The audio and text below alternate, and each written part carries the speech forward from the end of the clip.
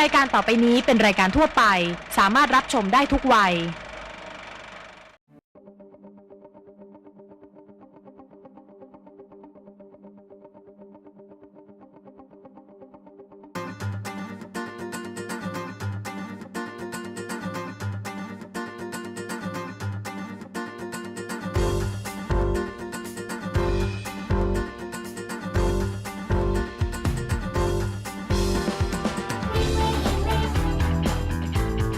ออกมาพบโลกใหม่ออกมาฝึกฟิตโปรไฟล์เก็บกระเป๋าใส่รองเท้าแล้วออกมาสวัสดีครับพบกันอีกแล้วสำหรับรายการ Wink Wink English นะครับรายการที่นำเสนอภาษาอังกฤษที่ใช้ได้ในชีวิตประจำวันนะครับวันนี้เราจะไปติดตามเรื่องราวของน้องฟ้านะครับว่าเขาจะเจอเหตุการณ์อะไรบ้างนะครับไปดูกันเลยดีกว่านะครับ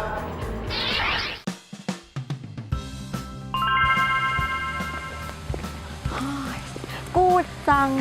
Excuse me is there a payphone around here Payphone Yep อ๋อได้เล่นตรงนี้ก็ได้จะเล่นโทรศัพท์ที่ไหนก็ได้ money phone หูโทรศัพท์ใหญ่ขนาดนี้เลยเหรอ No I mean pay money อ๋อจ่ายตังค์ไปเยอะเลย phone โฟนโทรศัพท์ไง money มันนี่เงิน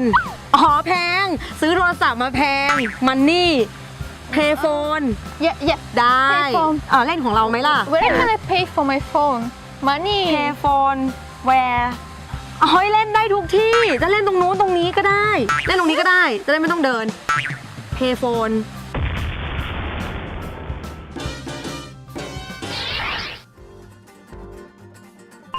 กลางแดดร้อนๆอย่างนี้ใครจะเล่นโทรศัพท์กันล่ะครับน้องฟ้าชาวต่างชาติถามถึงตู้โทรศัพท์สาธารณะต่างหากนะครับเอาอย่างนี้ดีกว่าเราไปดูประโยคที่เขาพูดขึ้นมาเมื่อกี้นะครับว่ามีคำว่าอะไรบ้าง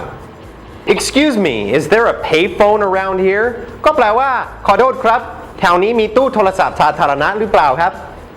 คำว่า payphone ที่ชาวต่างชาติพูดถึงก็คือโทรศัพท์สาธารณะนะครับหรือเรียกว่า phone booth ก็ได้เหมือนกันนะครับแต่ถ้าเป็นโทรศัพท์มือถือก็จะเรียกว่า mobile phone หรือไม่ก็ cell phone ซึ่งมาจากคำว่า cellular phone นะครับแล้วคำว่า around ก็แปลว่ารอบๆหรือแถวนี้นะครับผม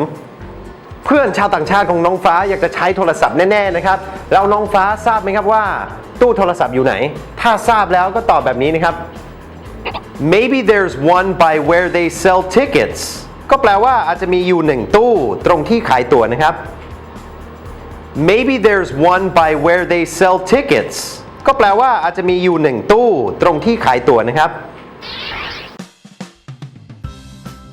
Excuse me is there a payphone around here Maybe there's one by where they sell tickets Okay thank you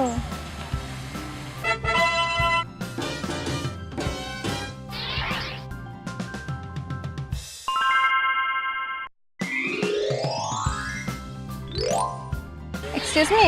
is there a payphone around here Maybe there's one by where they sell tickets Okay thank you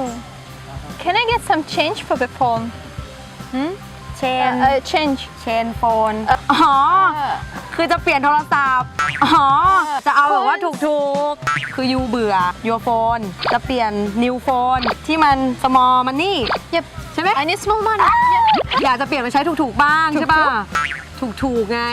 No small I don't money need tuk-tuk I need small money change small money Yep Can I get it จะซื้อตอนนี้ไม่ได้ ที่นี่มั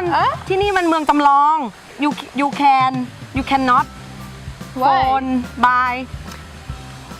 มันไม่มีขาย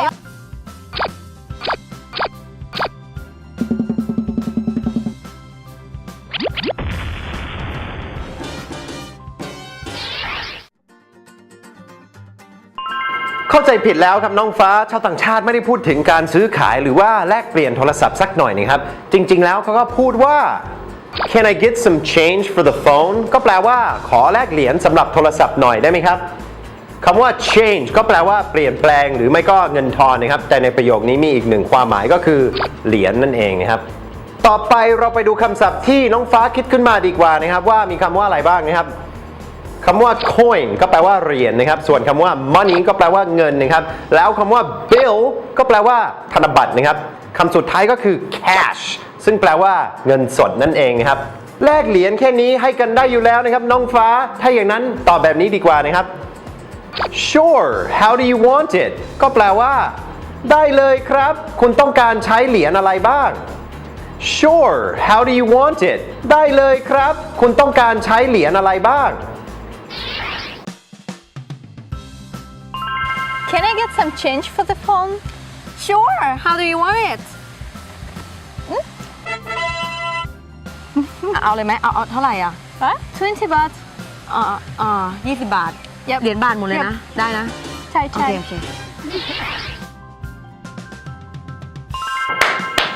ขอตบมือให้กับการมีน้ำใจของน้องฟ้านะครับช่วยเหลือชาวต่างชาติได้อีกแล้วนะครับแล้วสำหรับวันนี้เราต้องขอขอบคุณมินิสยามสำหรับสถานที่ถ่ายทำนะครับแล้วเหมือนเดิมสำหรับท่านผู้ชมที่อยากจะติดต่อมาทางรายการหรือติชมสามารถติชมและติดต่อที่นี่นะครับ Facebook ของเรา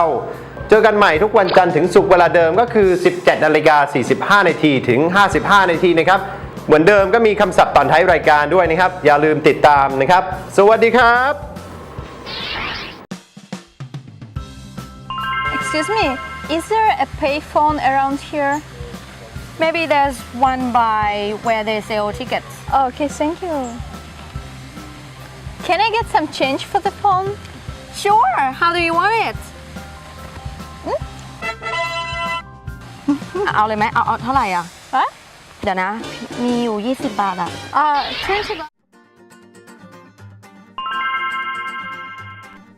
Moe statues รูปสลักโมอาอี Statue of Liberty เทพีเสรีภาพ Giant ยักษ์ Christ the Redeemer พระเยซู